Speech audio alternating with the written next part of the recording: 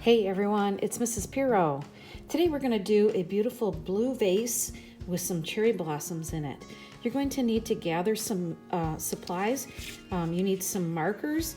It could be a Sharpie marker or a Crayola marker. I'm going to use my Crayolas today. We need some pink for the cherry blossom, a little bit of yellow for the centers, brown for the stems, and blue for the vase. I also had a light blue that I used for my table area. If you don't have a light blue marker, you could use a light blue crayon or a light blue colored pencil. So these are the colors that we're getting ready today. We're going to create a vase that has symmetry, meaning that it's the same on both sides, like a mirror image. And in order to do that vase, you're going to need some scrap paper to create a tracer so that you can trace around this and create your vase shape. And then you're going to need a white piece of paper to draw on. So I'm going to move my example onto the side here. And I've taken my white paper, I've put it the vertical direction, and I'm going to fold it in half and then reopen it and smooth it out. And I just did this because I need to know where the vertical center is on my paper. And then you're going to need to find some scrap paper material of some sort. Now, I just went into my recycle bin and I found an old paper bag. I have some brown paper or a piece of copy machine paper. Either one of these will work. And you're going to need to cut that down to about the size and the height of the vase that you want to draw. So I'm going to trim this down a little bit more. I think it's a little bit too tall. I don't want to take up all of my paper with the vase because I need to have some room above it for the flowers. So okay, that looks about the right height from top to bottom here. Now I'm going to take this paper and fold it in half. And we're going to put the folded edge of the paper, and this doesn't matter, it doesn't have to be clean on the edge here. We're going to put the folded edge of the paper next to the fold on our white paper, just because it makes it easier for me to think about where it's going to go. So I want my fold in the center, and then I'm going to take a color to draw with. You could use your dark blue or your brown and draw a line starting at the fold. We're going to go straight out and then up just a little bit. Now I'm drawing really close to the top of this because that will give me a lot of room to create my vase. Notice that it curves slightly up. It's like a half of a smile. Now I'm going to do the lip of the vase, which is like the backwards letter C. I'm going to come down with a straight line. Each one of you can do this however you want. Each one is going to be different. I'm going to do another half circle, maybe a diagonal line. This one I'm going to come way out, almost to the edge of my paper, and back in, and then down, and then again a slightly curved line here. So I want it to be not completely flat at the bottom, but slightly angled. And that helps to make the vase look like it has some form. Again, don't worry if this isn't perfect. You can adjust a little bit as you're cutting. Like here, maybe I drew a little bit outside my paper. No big deal. I'll just trim a little bit to the inside of my line. So I'm going to cut this out.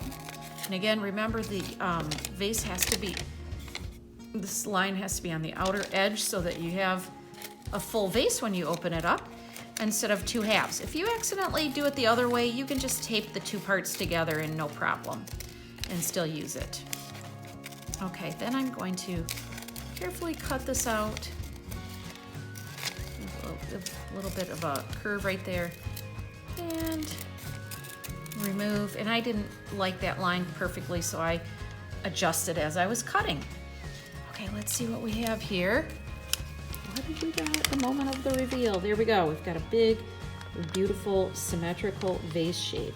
Ooh, wonder what this looks like. This is always fun to see. This is called the negative space. So when you have the outer edges here and the inside edge, the inside area here, this is the negative space area. That's kind of fun. I'm going to put this aside. Maybe I'll use it for something later. All right. Now you could just glue that down and create a collage picture, but since we want a blue and white vase, I'm going to use it as a tracer. I'm going to take my blue marker and I'm going to line up my vase to the fold. So this fold and this fold match. I don't want this to be touching at the bottom. I want it to come up a little bit. When we put a vase all the way at the bottom like this, it tends to give your picture a very clunky, heavy look at the bottom. And so for design purposes, we always want to lift it up just a little bit from the edge. And then we're going to trace around it. So I'm going to take this marker. If it bothers you to do it with marker, you could use a pencil and then go over your pencil line with the blue marker later. Just going to go ahead and trace around it on this video. And you might need to get someone to help hold this for you so that it doesn't slip and slide as you're tracing. Let's see what we have. Oh, nice. Okay, I missed a little bit right there. I'm just going to fill that in. And there's our vase. Now it's time to put some patterns on the vase. And I need to make some curved lines across my paper so that I give my flat picture a bit of form. And that means that it looks like it's a little bit more 3D. Sometimes it's easier for me to draw sideways when I'm doing this. So I can give my curve like this and give some wrist action. I'm going to go ahead and make a slight curve. And I want this curve to match the top of my paper. I'm touching very lightly with the point of my marker and I'm getting a very nice light thin line. If you put your marker on the side, you can give it a nice wide line. It's always good to have some variety in your picture. So you want to have some thick lines and some thin lines. So give it a test on a piece of scrap paper, and when you're ready, put some lines on your paper. So there's a few of those type of lines. Now it's time to decide what kind of pattern I want to put on my vase. We're going to do flowers, and they're going to be blue. I have a couple of different ideas. This one has like a 5-petal blue flower with some very thin, almost fern-like looking leaves. And then this one I did more like a lily type of a shape, and I did some vine type things around the edges and some simple geometric patterns. It's up to you. You need to start making a few of these things. This is how you make a vine pattern. You make a wavy line. It kind of curves down and up in that circular way that we did. And then we make some little marks off the sides. And then if you want to make this like a leaf pattern, just put a leaf at the end of each one of those. Or if you want it to be flower pattern, make a flower at the end. And that is a wavy line, sort of a vine type look. It's always a beautiful way to add color and interest to your drawing. And then down here I have to decide on what type of flower I'm going to do. I think I'll do that lily again. So the lily starts out with a U shape, and then I'm going to go to the center, and then I'm going to do a rainbow line on either side, and then up and around and make the outer edge. So up and over. Okay, and that makes that beautiful lily, and then I do 3 lines in the center with little dots on them. I'm not going to make the stems on this yet because I want to make sure that I have room for a few more of these lilies. Okay, I'm going to stop talking for a minute and finish up these drawings, and I'm going to speed up my video so that you can watch and you can work on your own picture for a few minutes. Remember, if I go too fast, you can always pause the video and catch up.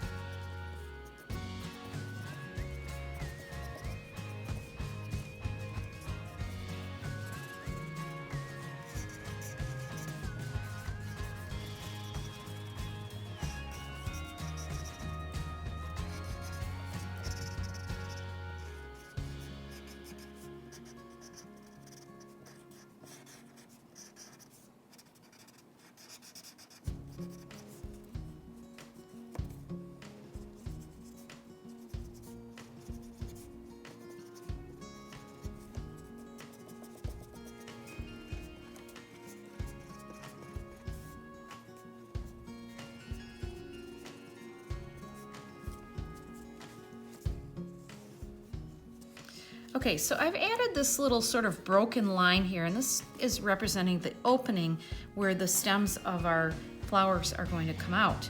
So now we need to get out our brown marker and we need to create some stems. So these are like little branches from cherry blossoms.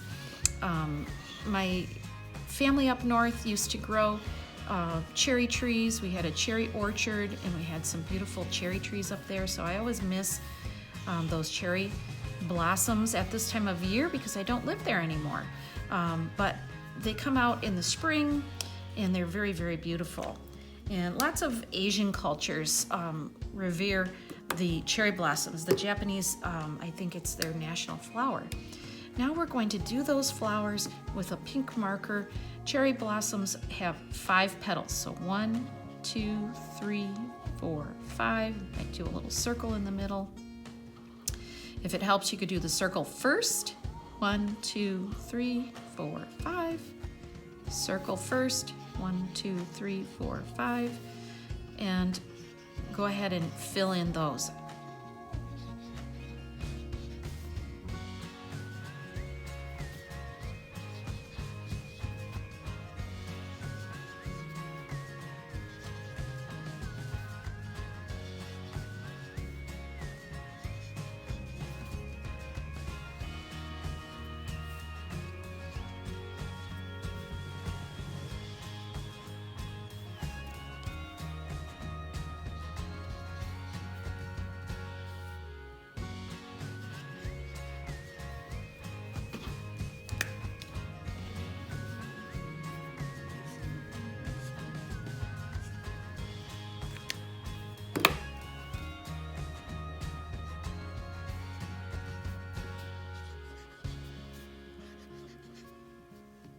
Okay, so these are little baby blossoms that haven't fully opened yet.